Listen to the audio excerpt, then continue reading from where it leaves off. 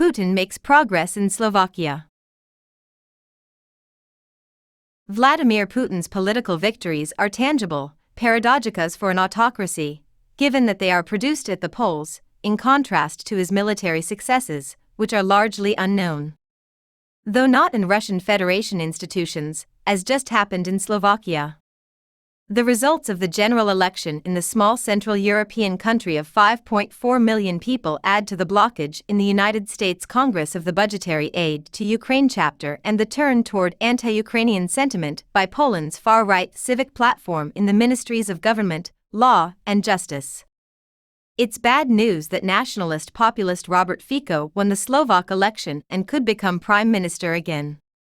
Before anything else, because he has raised as a banner of his campaign the end of all military aid to Ukraine, although he has foreshadowed his desire to share in the benefits of the neighboring country's reconstruction. And it only took 5 years for the Slovak electorate to forgive him for his role in the political corruption of his party, Smer, which was exposed by the murder of a journalist couple probing the group's ties to Sicilian organized crime.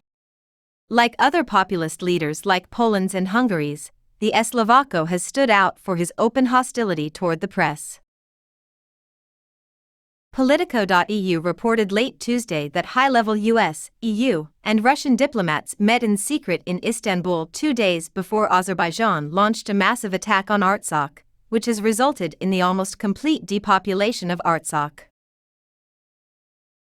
As part of efforts to pressure Azerbaijan to end its 9-month blockade of Artsakh and allow humanitarian aid convoys from Armenia to deliver aid, secret talks reportedly took place on September 17 in Istanbul, according to a senior diplomat familiar with the discussions and reported by Politico.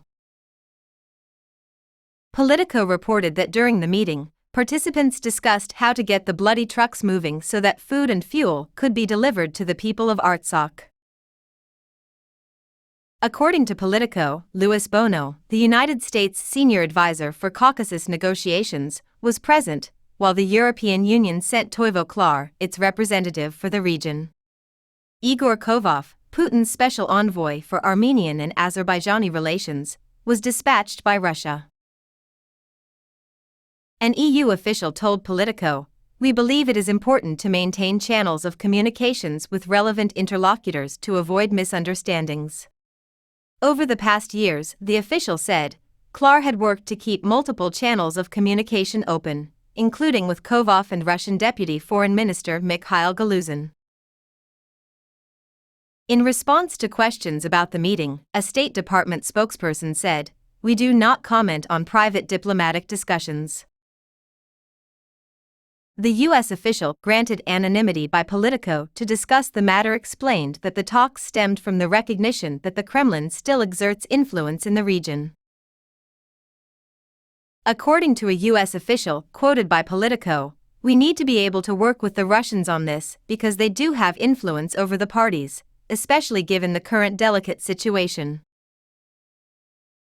Russia, however, has placed blame for the Artsakh crisis on Yerevan since Azerbaijan's attack on September 19, while the United States and the European Union have, on the one hand, increased their criticism of Baku while pressing for a peace agreement between Armenia and Azerbaijan.